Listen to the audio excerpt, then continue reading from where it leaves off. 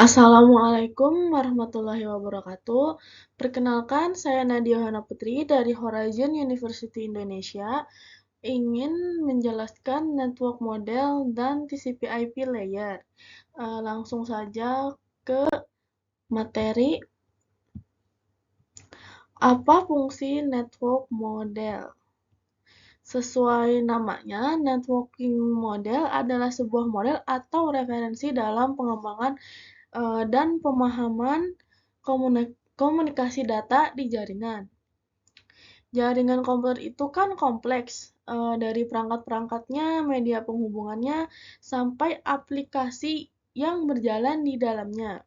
Dan itu semua diproduksi oleh vendor yang berbeda-beda. Disinilah fungsi networking model. Perannya adalah untuk memisahkan fungsi-fungsi jaringan komputer dengan cara membuat beberapa lapisan dari fisik hingga non-fisik.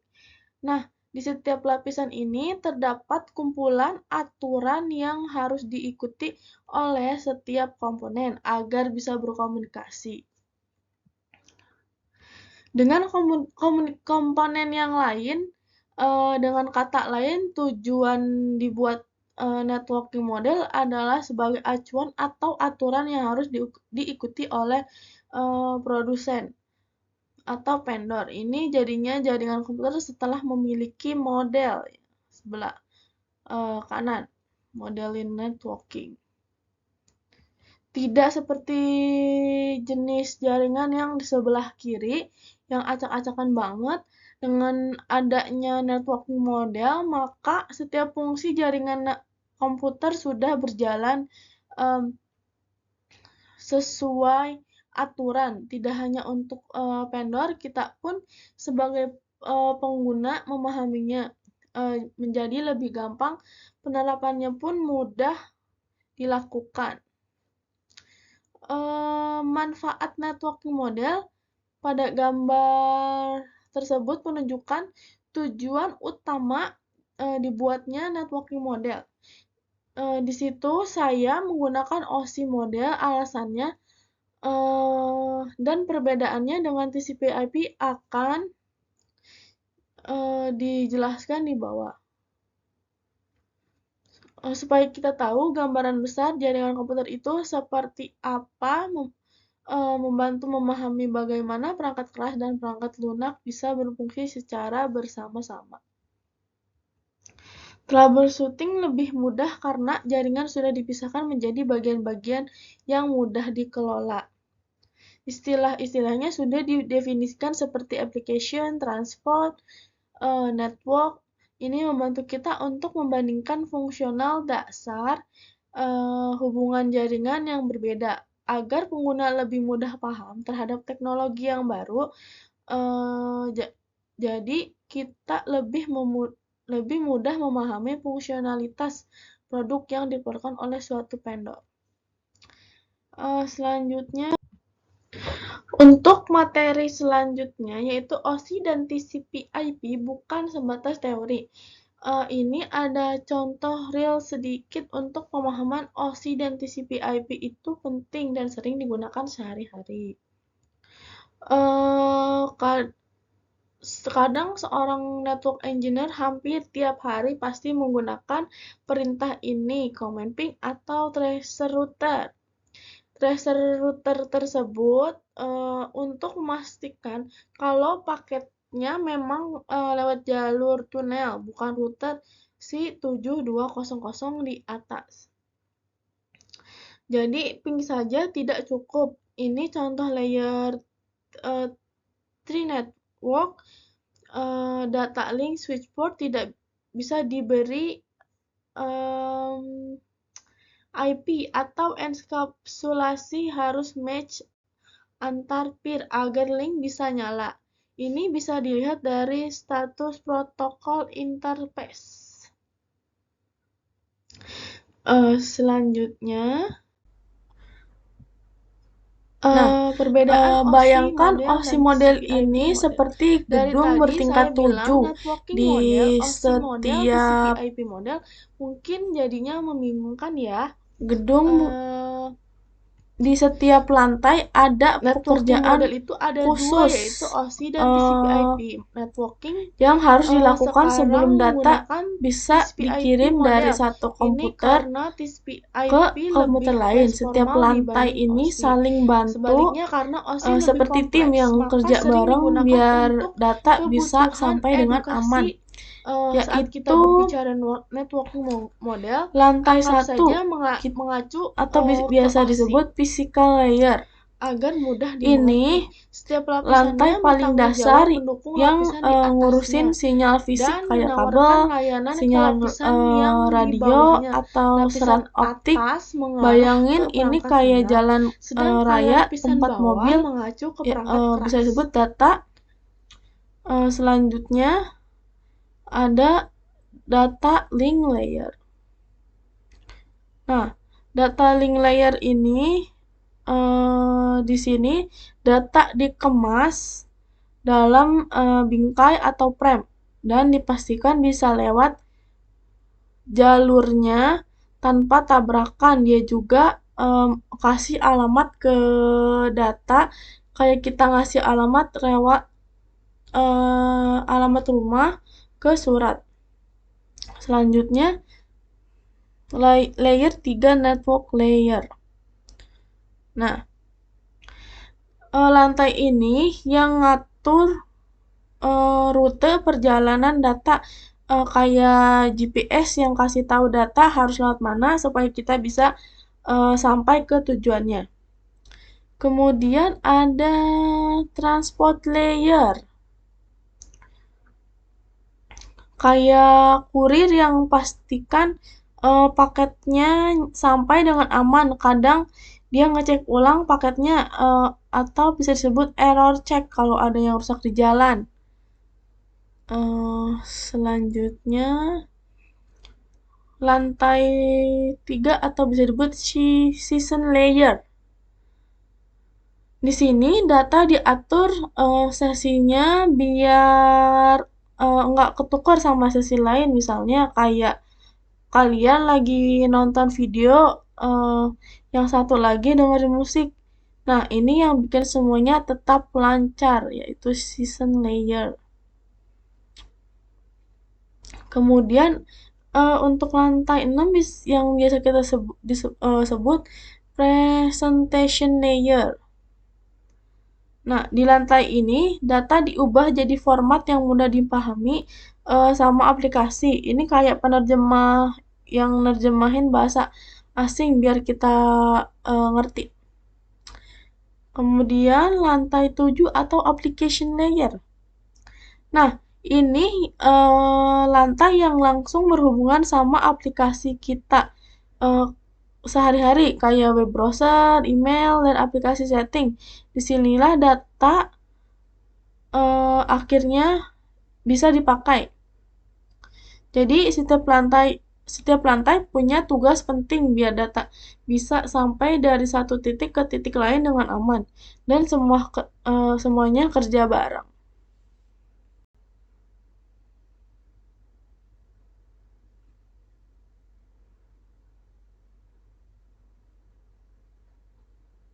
Kemudian ada yaitu materi pahami cara kerjanya. Jadi kita juga harus tahu setiap lapisan terdapat protokol apa saja dan aplikasi yang menggunakan protokol tersebut. Contoh alurnya secara umum, sebut saja seorang klien membuka browser untuk mengakses suatu web. Klien melakukan request HTTP port beberapa yang digunakan. Mekanisme transport seperti yang terjadi, apakah TCP atau UDP, bagaimana pula jika laman yang diminta belum dikenali, dan harus melakukan request DNS atau proses transport seperti apa yang terjadi dalam hal ini. Nah, seterusnya hingga sampai ke layer fisik dan perangkat bisa bertukar informasi. Proses ini kita kenal dengan enkapsulasi dan dan dekapsulasi. Ya, selanjutnya ada TCP/IP layer. Nah, ada cara yang lebih mudah untuk memahami TCP/IP. Di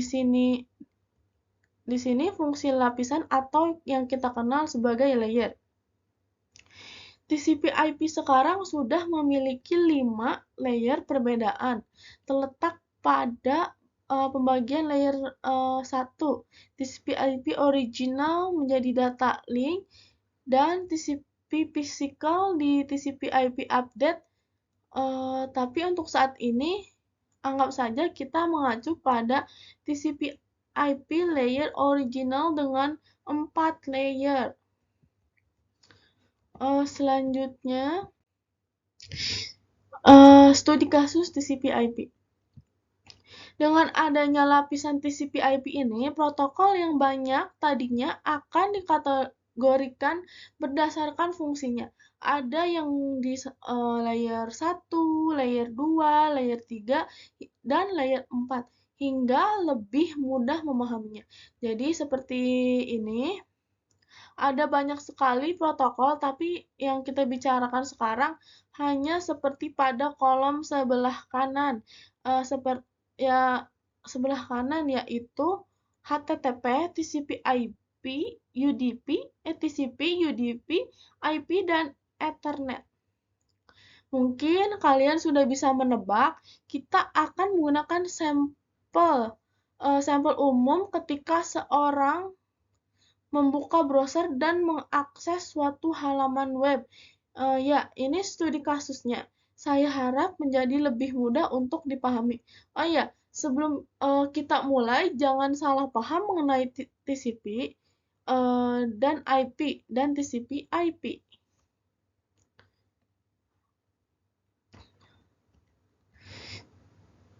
TCP dan IP adalah dua protokol yang berbeda yang akan saya jelaskan, sedangkan TCP/IP adalah sebuah networking model karena berisi banyak protokol, maka disebut juga protokol switch. Mari kita mulai. Nah, di sini ada TCP/IP application layer, yaitu proses komunikasi HTTP secara umum. Fungsi application layer hanya menyediakan layanan terhadap aplikasi yang berjalan di komputer. Ingat, hanya layanan, bukan aplikasinya. Misalnya, application protokol VTP adalah FileZilla, atau application protokol HTTP adalah web browser.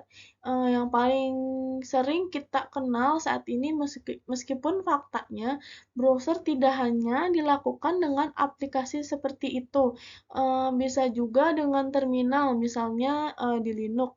Nah, tugas application layer di sini adalah untuk mendefinisikan bagaimana sebuah browser bisa mengambil konten dari sebuah web, sehingga akhirnya tampil di web browser. Nah, berikut penjelasan mekanisme HTTP lebih detail. Proses komunikasi HTTP secara umum, yaitu bayangkan jika kalian membuka web browser dan mengakses suatu web, proses sederhananya kira-kira akan seperti ini. Misalnya saat kalian membuka situs ini, kalian akan mendapatkan laman dari https://2, misalnya nama web yang merupakan homepage-nya mengenai HTTPS atau Hypertext Transfer Protocol. Transfer Protocol Secure merupakan versi secure dari HTTP karena menggunakan SSL atau Secure Socket Layer. Kadang disebut juga sebagai SHTTP atau strip HTTPS. Tujuannya agar komunikasi terjadi dengan aman karena data terkirim akan terenskripsi. Jadi ini penting terutama pada situs-situs jual beli di mana pengguna menginputkan data seperti konfidensial seperti credit card. Nah, selanjutnya masih di TCP/IP application layer, yaitu proses mekanisme HTTP. Di sini contoh yang paling sederhana atau kita sebut basic logic proses HTTP. Secara teknis tidak seperti itu. Di pertengahan tahun 1990, Berners-Lee menciptakan HTTP web browser dan web server. HTTP di sini memberikan kemampuan ke web browser untuk meminta isi konten dari web server. Begitu juga dengan web server, dengan HTTP, dia bisa memberikan isi konten yang diminta oleh klien. Prosesnya seperti ini.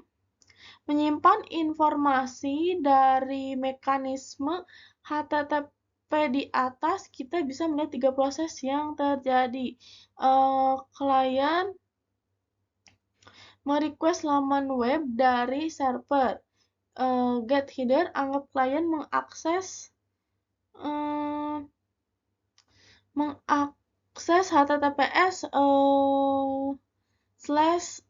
nama web, berarti server akan mengirimkan homepage-nya. Begitu juga jika mengakses URL spesifik get reply, yaitu server menanggapi header dari klien dan membalasnya terlebih dahulu dengan HTTP. HTTP header.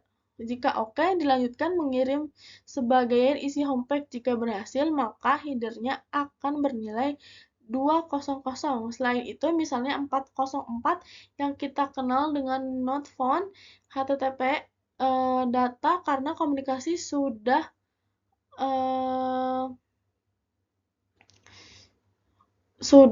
terinisialisasi, maka server tetap lanjut mengirim isi konten home.html.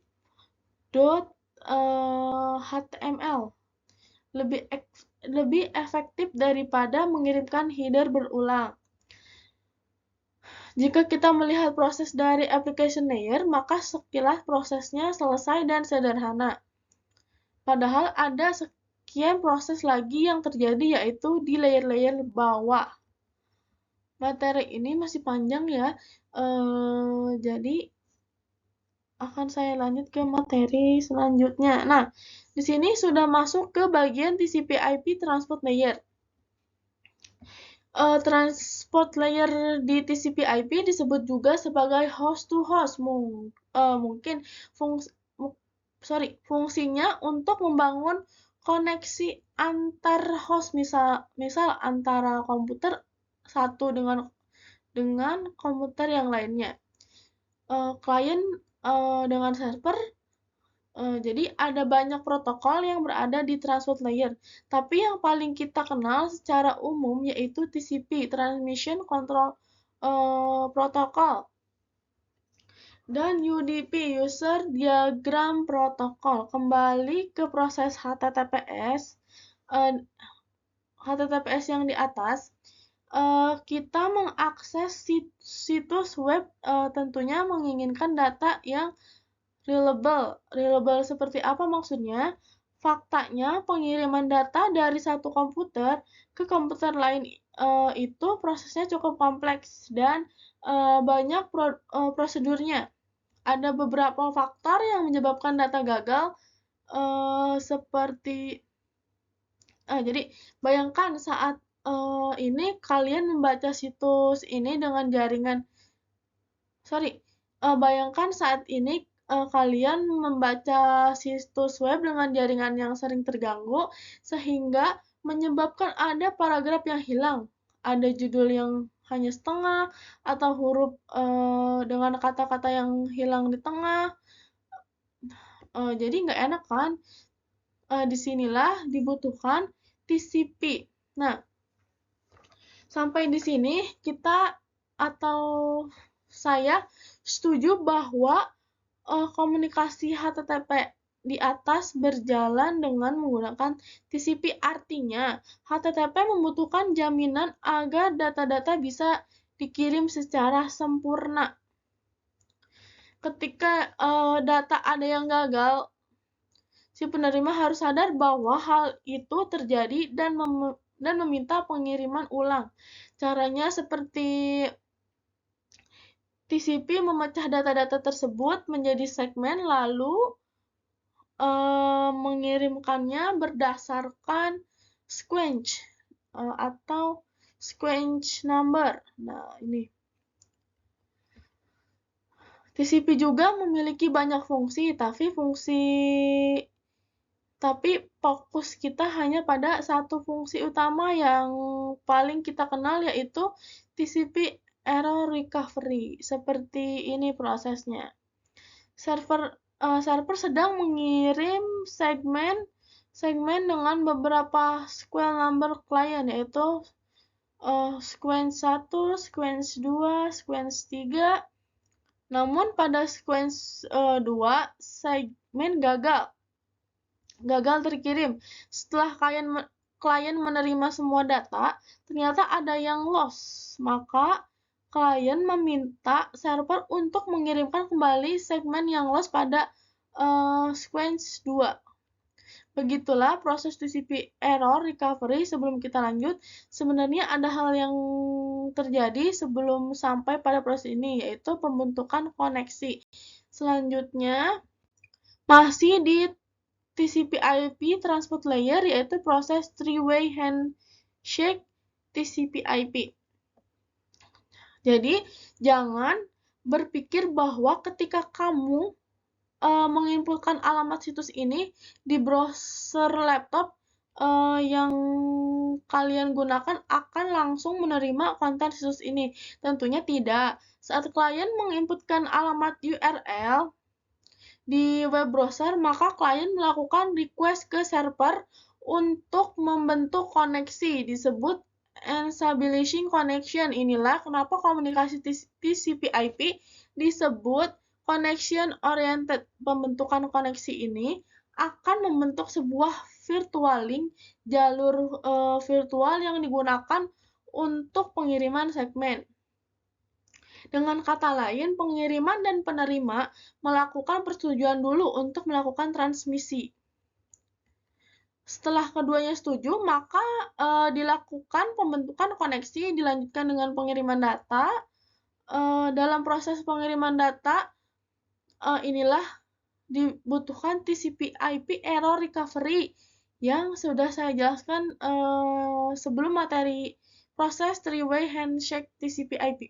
Jadi, alurnya pembentukan koneksi yaitu pengiriman data dengan error recovery. Nah, seperti ini ya. Lanjut ke materi berikutnya. Masih di TCP/IP transport layer, yaitu proses user data protocol atau bisa disebut UDP. Pertanyaannya, apakah semua host-to-host menggunakan TCP? Jadi tidak selalu, karena tidak semua komunikasi membutuhkan pengiriman data yang reliable. Contohnya komunikasi suara, saat kita menelpon, hal biasa kalau suara kita tidak sampai ke lawan bicara karena gangguan koneksi ya. Bayangkan jika kita beberapa detik kemudian suara tersebut sampai ke lawan bicara, tentunya ini mengganggu, bukan?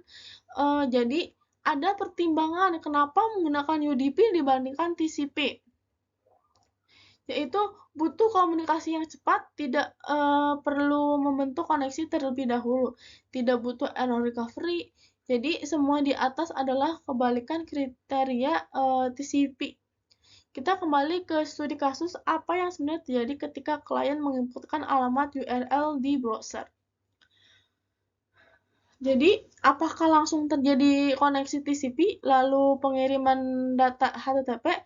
Jawabannya tidak, karena ternyata masih ada satu proses lagi URL yang di-inputnya misalnya HTTPS nama web. Ini adalah domain komputer. Komputer tidak bisa mengenali nama ini, maka untuk mengenalinya dibutuhkan DNS atau domain name system. Domain name system adalah sebuah protokol yang digunakan untuk menerjemahkan alamat domain. Contoh, nama web .id menjadi alamat IP. Jadi, tidak sepenuhnya UDP, tapi juga menggunakan RTP untuk switching. DNS juga membutuhkan TCP apabila data melebihi tampungan UDP. Selanjutnya masuk ke TCP/IP Internet Layer. Jadi ini paket dikirim berdasarkan alamat IP.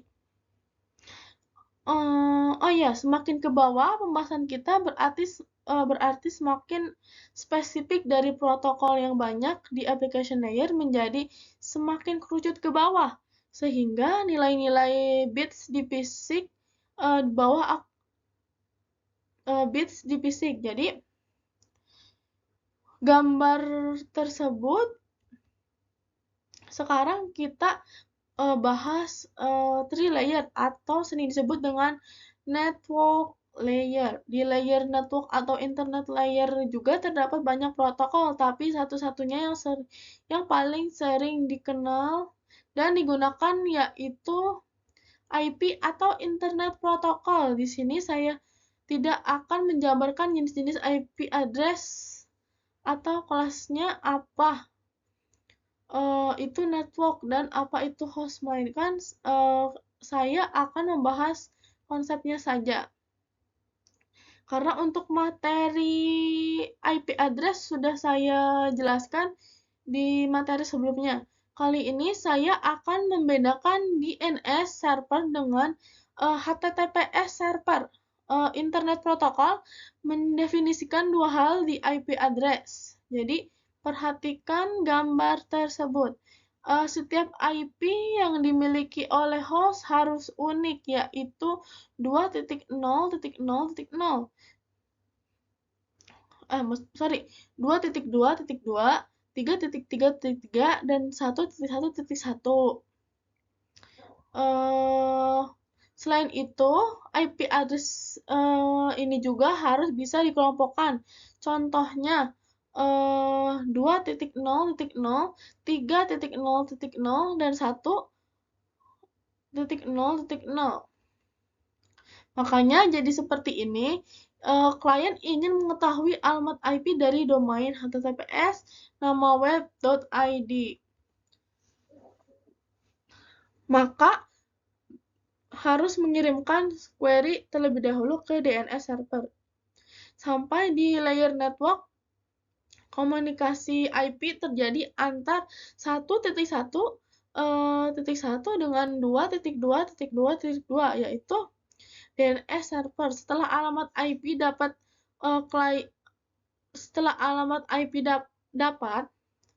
yaitu klien 1.1.1 membentuk konsep TCP untuk proses pengiriman data HTTP ke server 3.3.3, yaitu HTTP server. Nah, router disitulah yang menentukan arah-arah tersebut. Ini ibaratkan kantor pos. Kalau networknya berbeda, paket akan terus ke router sebelahnya yang terhubung ke alamat tersebut. Selanjutnya,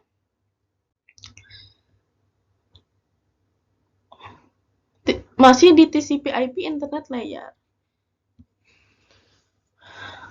Kita ulang lagi proses yang sudah terjadi pada studi kasus di atas. Pertama, klien mencari IP web server. Setelah itu akan dilakukan komunikasi HTTP diawali dengan pembentukan koneksi. Saat proses komunikasi HTTP, tentulah di sini pesan yang terkirim sudah memiliki header. Nah, di header ini terdapat informasi alamat IP, yaitu sumber IP dan IP tujuan.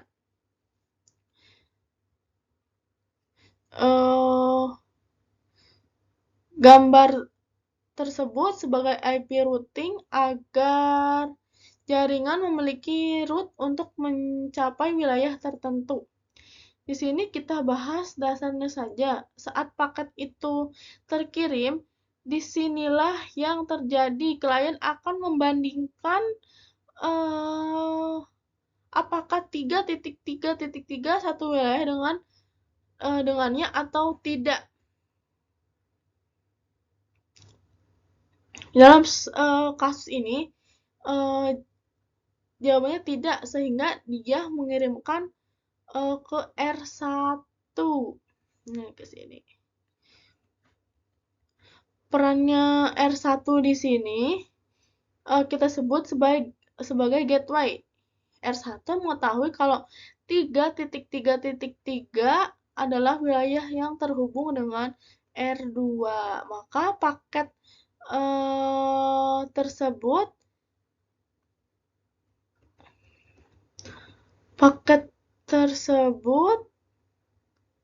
diteruskan ke R2 sampai R2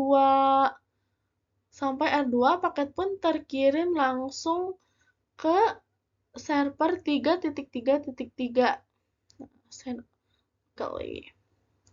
Intinya, yang pertama kali adalah wilayahnya network address, kemudian alamat spesifiknya yaitu host address. Nah, kita sudah berada di akhir materi, yaitu TCP/IP layer link layer. Baik, dari application layer atau HTTP lalu ke transport layer. Saat di transport layer kita kenal dengan host to host layer dengan jargonnya just give me your data stream with any instruction and I'll begin the process of getting your information ready to send. Lalu di header TCP atau UDP tersebut terdapat secure IP dan destination IP yang digunakan di layer network atau internet layer. Belum selesai karena setiap perangkat terhubung dengan media, karena setiap perangkat terhubung dengan media, bukan baik wireless maupun wired. Kini giliran link layer atau kita sebut data link dan physical untuk melakukan tugasnya. Di TCP/IP original, data link dan physical masih digabung, berarti protokol di hardware keduanya ada di sini, sedangkan di TCP/IP update sudah dibedakan. Sederhananya, link itu istilah yang digunakan untuk menyebut jalur antar node yang saling terhubung.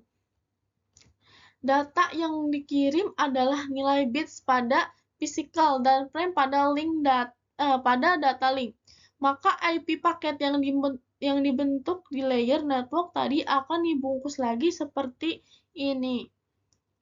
Nah, klien mengenkapsulasi IP paket berada di antara Ethernet dan Ethernet header dan Ethernet trailer. Ini akan menciptakan Ethernet frame. Jadi, Ethernet frame ini ditransmisikan menggunakan sinyal bit melalui media penghubungan R1. Jadi, menerima sinyal bit tersebut dan mengartikan menjadi Ethernet frame. Sedangkan setelah Ethernet frame terbentuk, maka Ethernet header dan Ethernet trailer dibuang untuk menyiapkan IP paket. Jadi Sekian mungkin untuk materi kali. Mungkin sekian presentasi untuk materi network modeling dan TCP/IP layer. Saya akan lanjutkan dengan video penjelasan perintah-perintah dasar yang ada di Cisco. Sekian dan terima kasih. Kurang lebihnya mohon maaf. Wassalamualaikum warahmatullahi wabarakatuh.